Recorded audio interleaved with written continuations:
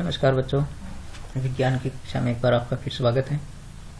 तो हमने इससे पहले यौगिक समीकरणों के बारे में पढ़ा, जैसे किसी रासायनिक क्रिया कैसे होती है, यौगिक कैसे अभिक्रिया करते हैं। तो यहाँ हमारे पास ये जो हमारा अध्याय 6 है, जिसमें हम रासायनिक अभिक्रियाओं और उत्प्रेरकों के बारे में पढ़ेंगे। तो रासायनिक अभिक्रियाओं को समझने से पहले बच्चों इस चैप्टर में कुछ थोड़ी सी पहले शुरुआती बातें हैं, जिसमें पहले जो है भौतिक और रासायनिक परिवर्तन। तो भौतिक और रासायनिक परिवर्तन के लिए जैसे आपके पास है भौतिक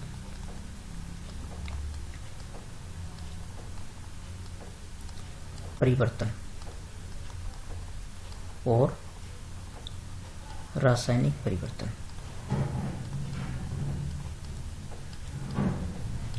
रासायनिक परिवर्तन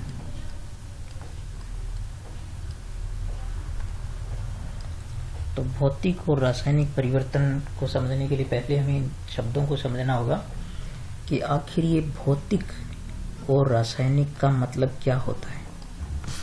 तो बच्चों, भौतिक को इंग्लिश में कहते हैं फिजिकल, और फिजिकल का अर्थ एक होता है, जैसे भौतिक को इंग्लिश में कहते हैं फिजिकल, और फिजिकल को हम वैसे क्या कहते हैं, शारीरिक। तो शारीरिक का मतलब हो गया कि जो चीजें हमें दिखती है। तो बच्चों, पदार्थ के भौतिक गुणों से मतलब ये होता है कि जो हमें दिखता है पदार्थ, तो दिखने में देखो हम उसकी अवस्था को देख सकते हैं। ठीक है बच्चों, जैसे हम अवस्था में दिखाई देती है कि कोई पदार्थ द्रव है या ठोस है या गैसीय अवस्था में है, तो हमें अवस्था दिखाई देती है। हमें पदार्थ का रंग दिखाई देता है और पदार्थ का तापमान जो हमें दिखाई देता है, या आकार या आकृति हमें दिखाई देती है। तो ये सब चीजें किस में आती है बच्चों? ये आती है भौतिक गुणों के अंदर, पदार्थ के भौतिक गुणों में आती है। जैसे कोई पदार्थ किस अवस्था में है, रंग क्या है उसका, ताप क्या है, या आकार कैसा है उसका। तो ये सब चीजें आती है भौतिक गुणों में। यानी भौतिक गुण क्या होता है? किसी पदार्थ के भौतिक गुणों को हम देख करके, छू करके, या हम जो वो उसको स्पर्श करके यानी छू करके हम उसको देख सकते हैं, तो महसूस कर सकते हैं। वो गुण क्या कहलाते हैं? भौतिक गुण कहलाते हैं।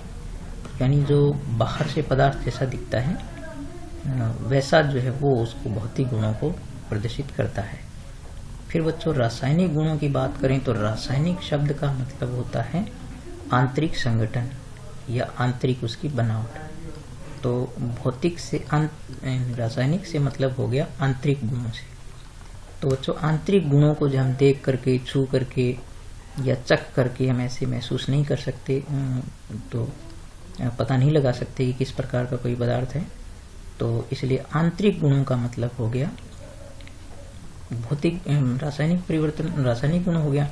और जो भौतिक गुण होते हैं वो होते हैं जो बाह्य गुण में दिखाई देते हैं। जो बाहर से जैसा जो कुछ दिखता है वो सब क्या होता है?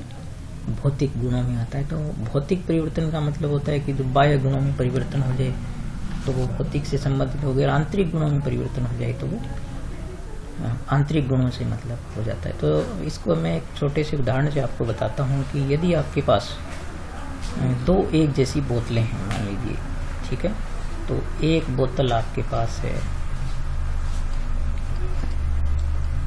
एक बोतल है जिसमें मान लीजिए आपके पास जो है वो क्या भरा हुआ है? जल भरा हुआ है, साफ पानी भरा हुआ है।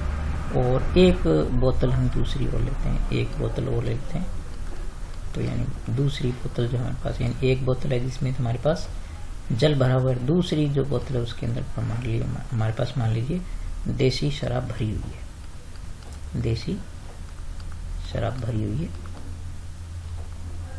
स्वच्छ रंग वाली।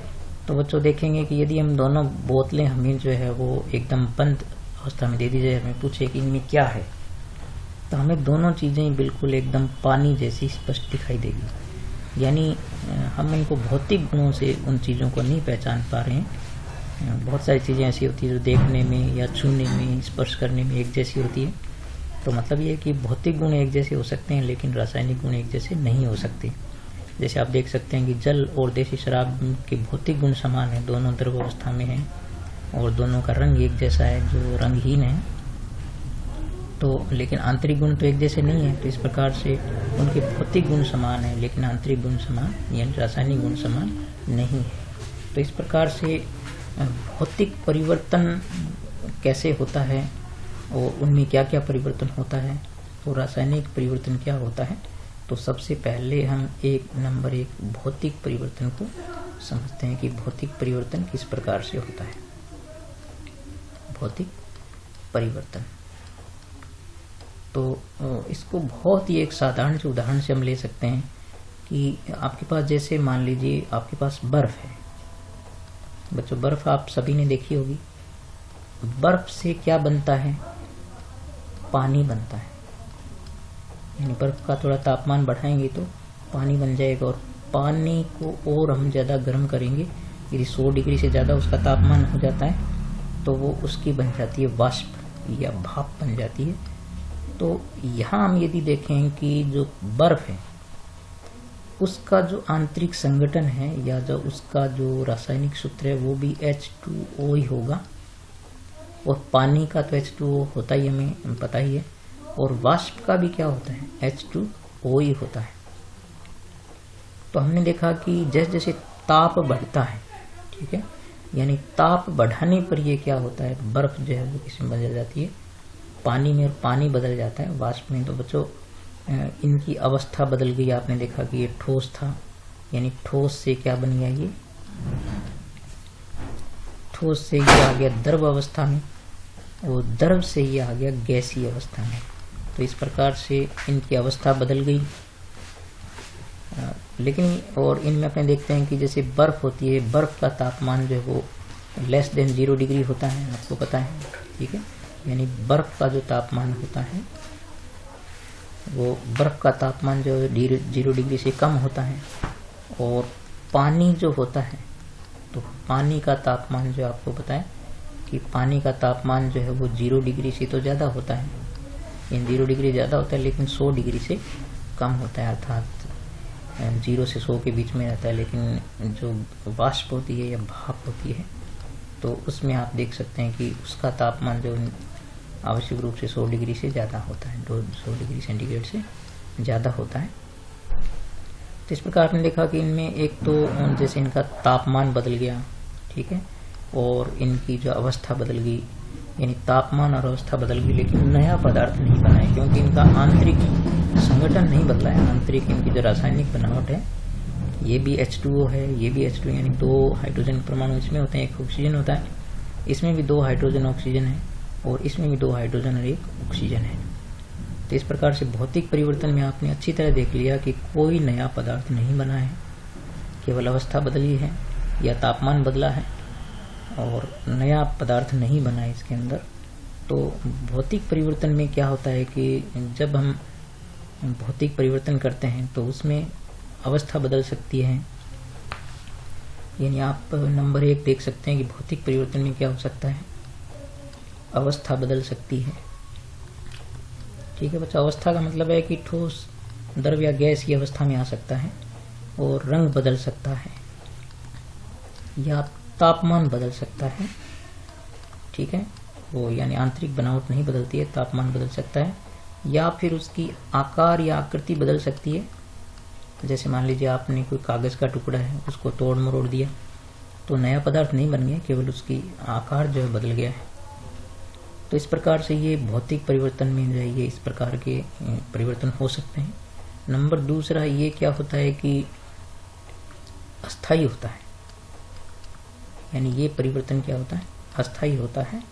यानी आप यदि उस परिवर्तन को हटा लेंगे तो पदार्थ मूल अवस्था में आ जाता है। तो अपने ये कह सकते हैं कि परिवर्तन हटाने पर, यानी परिवर्तन हटाने पर पदार्थ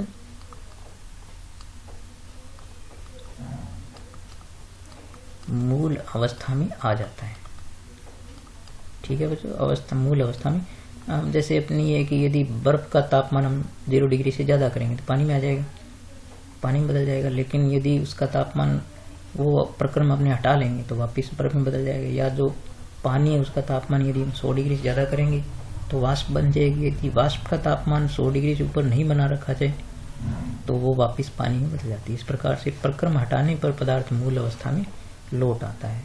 और फिर हमने स्पष्टतः देखा कि कोई नया पदार्थ नहीं बना है, कोई नया पदार्थ यानी कोई नए आंतरिक संगठन वाला कोई नया पदार्थ इसमें नहीं बना, तो कोई नया पदार्थ नहीं बनता है। तो ये जो है भौतिक परिवर्तन, यानी भौतिक परिवर्तन एक बाह्य परिवर्तन होता है, इसमें बाह्य गुणों का परिवर्तन होता है, अवस्था बदल सकती है, रंग, तापमान, आकार, तो ये आपको याद हो जाना चाहिए। और ये परिवर्तन अस्थायी होता है और प्रक्रम हटाने पर जो पदार्थ मूल अवस्था में लौट आता है और कोई नया पदार्थ इसमें नहीं बनता है। तो इस प्रकार से ये हो गया भौतिक परिवर्तन।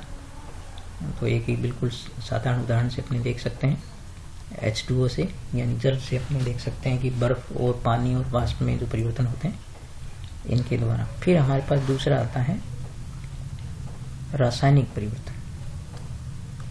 दूसरा आपके पास है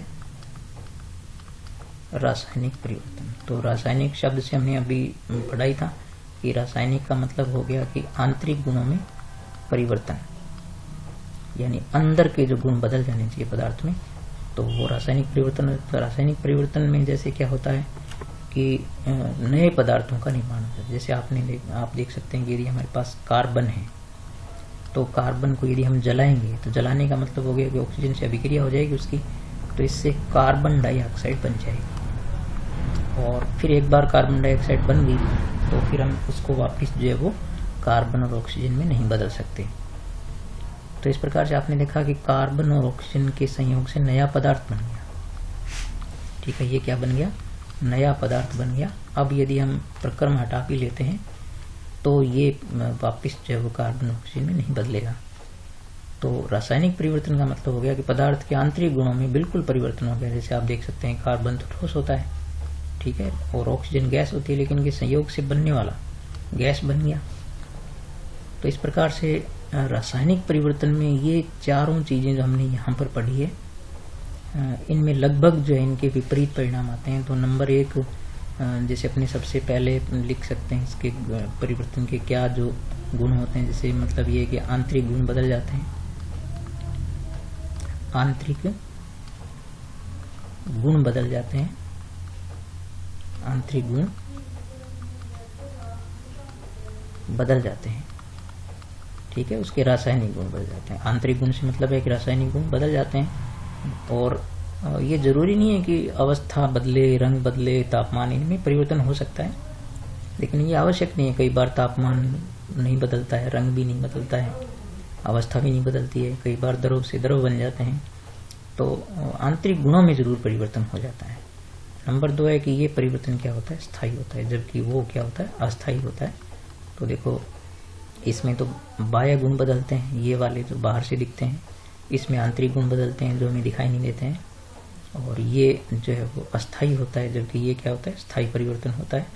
नंबर 3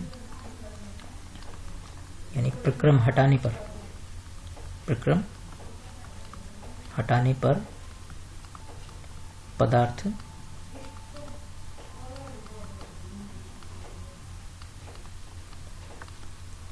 मूल अवस्था में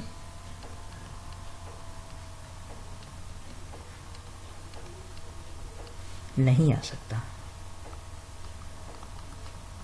यानी इसमें जो है वो मूल अवस्था में नहीं आ सकता है। हम प्रक्रम हटा लेंगे, परिवर्तन हटा लेंगे तो भी मूल अवस्था में नहीं आएगा। और नंबर 4 है कि नए पदार्थ बन गए, नए पदार्थ बन जाते हैं, नए पदार्थ बनते हैं इसमें, ठीक है बच्चों। तो नए पदार्थ बन जाते हैं। इस प्रकार से आपने इसमें आज हमने सीखा कि भौतिक गुण क्या होते हैं, रासायनिक गुण क्या होते हैं। तो ये आपके जो मन में प्रश्न उठते हैं कि भौतिक से मतलब क्या है, रासायनिक से मतलब क्या है, तो इनको आप अच्छी तरह याद रखें कि भौतिक से क्या मतलब है, रासायनिक से क्या मतलब है। फिर इनमें जो परिवर्तन को आप पढ़ेंगे कि भौतिक परिवर्तन कैसे हुआ, रासायनिक परिवर्तन क्या हुआ और इनमें क्या अंतर है, इनके क्या गुण होते हैं, तो ये आज हमने सीखा। कल हम जो रासायनिक अभिक्रियाओं के बारे में पढ़ेंगे, भिन्न भिन्न प्रकार की रासायनिक अभिक्रियाएं किस प्रकार से संपन्न होती है, और उनके नाम क्या है और क्यों रखे गए हैं। तो आप इस पाठ को रुचि से पढ़िए।